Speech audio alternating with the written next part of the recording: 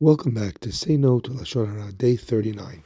This entire series is being done as a refuah shlema for Chana Bat Simafega. Now, if you had the ability to be able to persuade the heavenly court that was making decisions about your future to always judge you in a positive light, to always give you blessing, even when they were weighing up your deeds, and it seemed quite clear that you did not deserve blessing, and in fact you deserved something far different than that, suddenly angels would come and the malachim in heaven would convince the heavenly court that your intentions were not that way and that you really tried very hard, and they should take this anxiety or difficulty into account. And imagine that the court case in the heavenly court is ruled in your favor. Or even imagine, even when it isn't, then those angels come and say, please, even if he's guilty, treat him favorably, mitigate the punishment, stretch it out over a long period of time so he's able to deal with it. There are many, many ways in which having a friend in the heavenly court is incredibly advantageous. So someone might think that that's a very difficult thing to achieve. A person would need to be a tremendous tzaddik to be able to have such sway in the heavenly court. But actually, what the Gemara tells us is that the price of that is free. It doesn't cost any money. It doesn't even, in a certain sense, cost all that much effort. All it requires is something very simple: us judging other people favorably.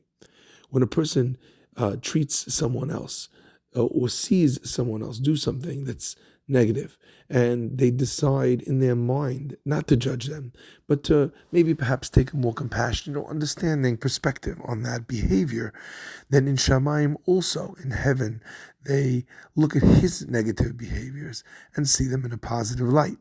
So this benefit of judging people favorably, of trying to understand where they're coming from. Sometimes what we do is we say that what they did wasn't wrong, and maybe we jump to conclusions. But sometimes, even when we know for a fact that what was done was wrong, we can try and understand why the person did that.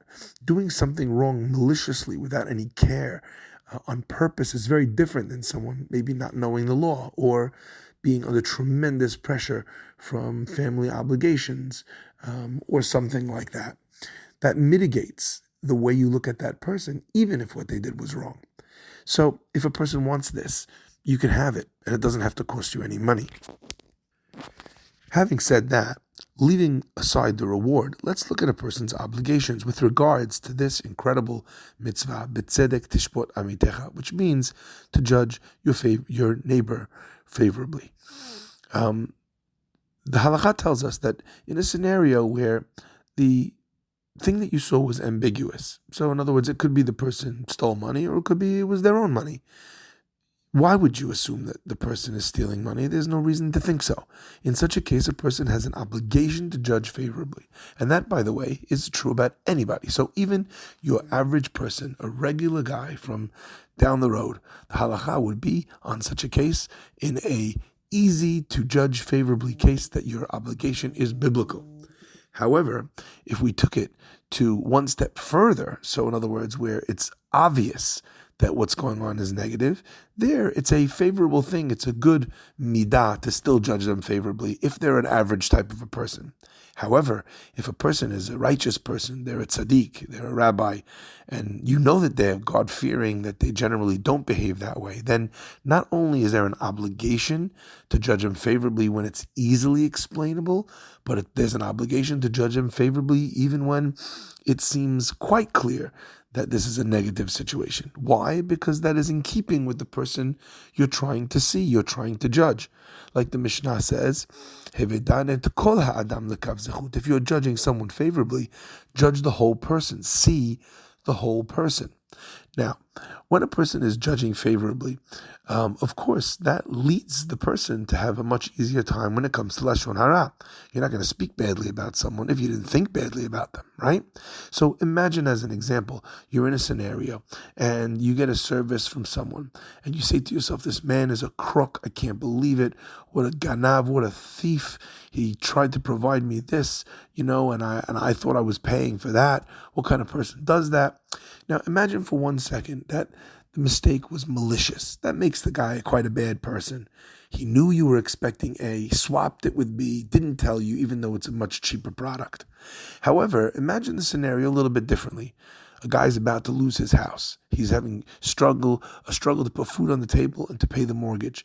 He's worried about his kids every single day, his wife every single day. And he comes into work one day and asks himself, where can I cut some corners?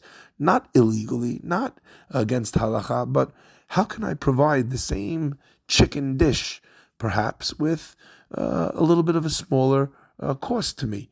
I'm trying to make some extra money. So he buys chicken that's a little bit, and he thinks to himself, you know what?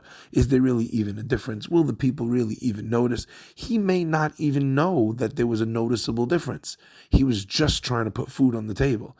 Now, is this right? Is it correct? Maybe not, especially if people are buying specifically what they think is a superior product and it's actually not as good, then it's definitely the wrong thing. But understanding the pressure that this man is under and the fact that he thought that actually it would taste the same.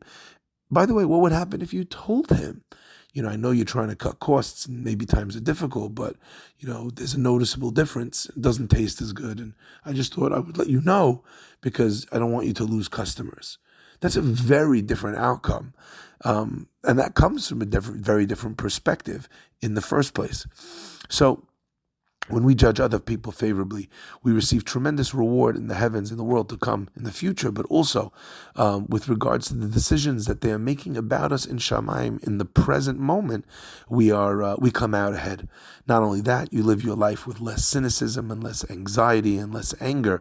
You're not walking around all the time thinking the worst of people and getting indigestion because this person or that person slighted you or tricked you or was trying to pull one over your eyes. This mitzvah of B'tzedek Tishpot has tremendous benefits.